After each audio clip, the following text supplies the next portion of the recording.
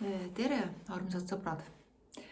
Soovin teile kõigile head uut aastat, et see aasta tooks kõigi nende unistuste täitumist, mis teil elus on ja mis siiamaani ei ole kaotanud oma tähtsust ja mida te ikka peate veel oluliseks, et see nii läheks.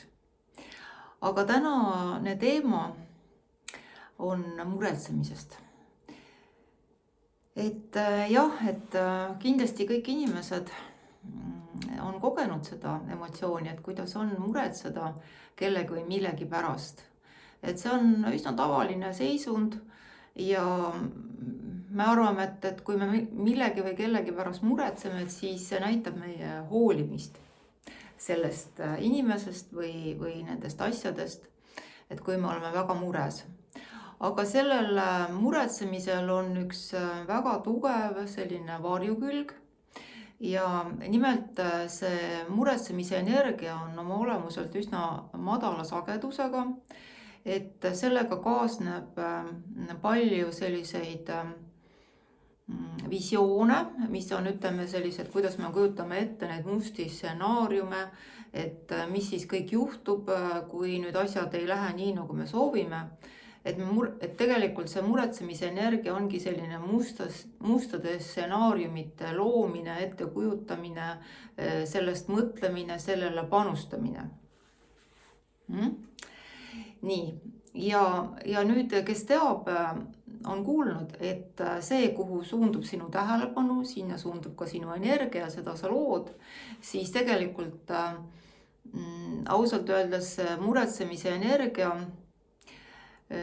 mitte midagi head endaga kaasa ei too, et siis nagu öeldakse, et see, mida sa kõige rohkem nagu kardad, ka see võib realiseeruda. Ja see ongi nagu see, kuidas me oma reaalsust loome. Nii, et siis ühesõnaga ma tahan öelda midagi väga karmi. Ma tahan öelda seda, et muretsemisega me tegelikult loomegi seda, mida me kardame, et juhtub. Ja ma ütlen ausalt, et mina olen oma elus nüüd aru saanud väga selgelt seda, kuidas ma seda olen teinud. Et tõesti need asjad, mis ma olen väga kartnud, et juhtuvad, et need ongi juhtunud. Nii, aga siis mida siis tähele panna, et kuidas siis mitte luua?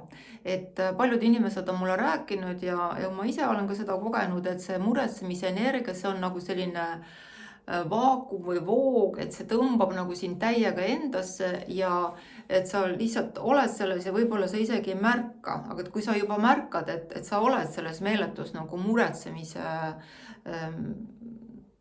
tsüklis või selles muretsemise sellises voos, et siis sa saad sealt alati välja tulla. Ja kui sa nüüd märkad seda, et sa muretsed ja sa saad aru, et see muretsemine tegelikult ei loo mitte kuidagi moodi seda, mida sa tegelikult tahad või taotled, vaid see loobki seda, mida sa kardad, mis on sinu hirmud ja sinu hirmud on alati seotud sinu egoga või sinu isiksusega ja need tulenevad sellest, mida sa siis oled kuulnud, mis lugusid sa oled kuulnud, et mis kellega on juhtunud, kas sinu perekonnas, ma ei tea, sinu riigis, üldse maailmas, eks ole, et kuskilt loed midagi selle kohta või siis on sul mingi isiklik kogemus, et nüüd kui on niimoodi, siis võib olla niimoodi, eks ole. Ja eriti kui sul on see isiklik kogemus, siis on see väga tugev selline konks, et mis ego ütleb, et näed, et sinuga juhtus niimoodi, et kui oli niimoodi ja nüüd see võib sinuga jälle juhtuda, eks ole. Nii, tegelikult see ei ole tõsi, et ego jälle valetab meile, et kõik sõltub sellest sinu valikust ja sellest sinu teadlikkusest. Et kui sa oled teadlik, et sa oled jälle muretsemises või mis tähendab seda, et sa lood midagi, mida sa ei soovi oma ellu, siis too tähelepanu oma keha juurde ja küsi endalt, et mida ma tunnen. Võib-olla sa tunned kuskil kõris mingit pinget või siin rinnaku piirkonnas või ka kõhus või ka peas, et kuskil torso osast sa tõenäoliselt tunned seda pinget. Ja siis küsi endalt, et kas ma saan selle vabaks lasta. Ja loomulikult see on võimalik. et kui see ei oleks võimalik, siis ei oleks seda küsimust. Ja sa saad selle vabaks lasta. Nüüd on küsimus see, et kas sa tahad seda teha. No kas sa tahad? No loomulikult sa tahad. Ja küsimus, et millal? Kohe. Mida sa veel ootad? Kohe. Nii.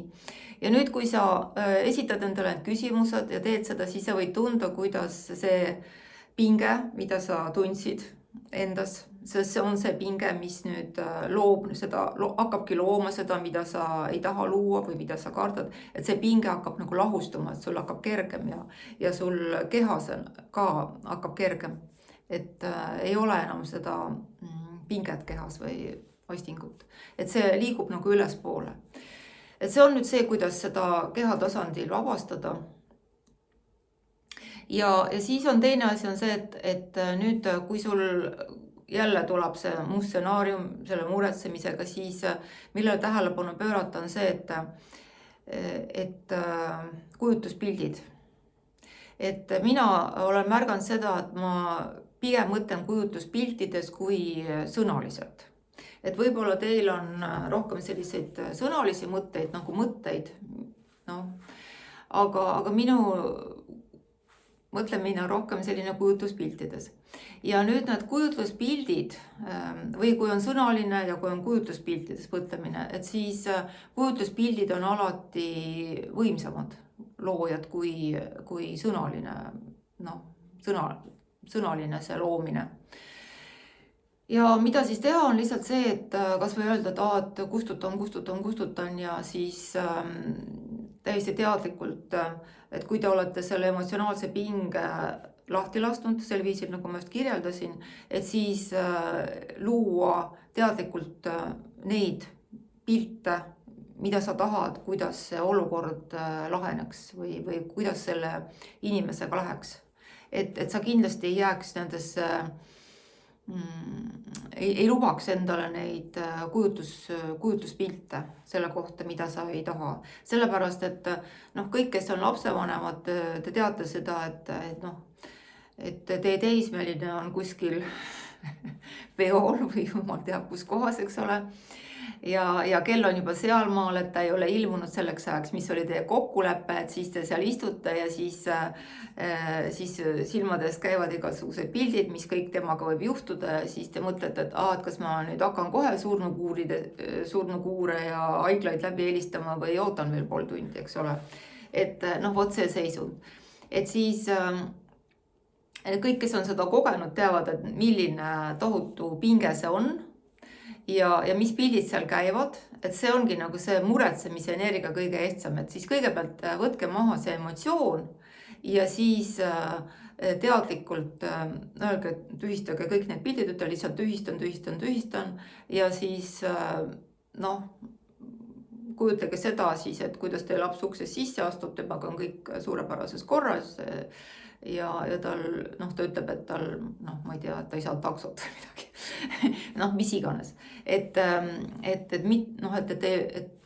see olukord laheneb kenasti. Ja samamoodi, sama tehnikat siis kasutada mis tahes igasuguse muu muretsemise puhul ka. Vot, et see on siis selline tänane lugu, mida ma tahtsin jagada või mida ma tahtsin rääkida. Ja seda sellepärast, et ma olen kuulnud päris palju igasuguseid prognoose lähemateks aastateks, mis minu vaatevinklis on väga põnevad, aga see põnevus ja positiivsus saab olema iga inimese elus, kui nendest hirmudest ja mustadest stsenaariumitest nagu lahti lasta, et siis läheb kõik suurepäraselt.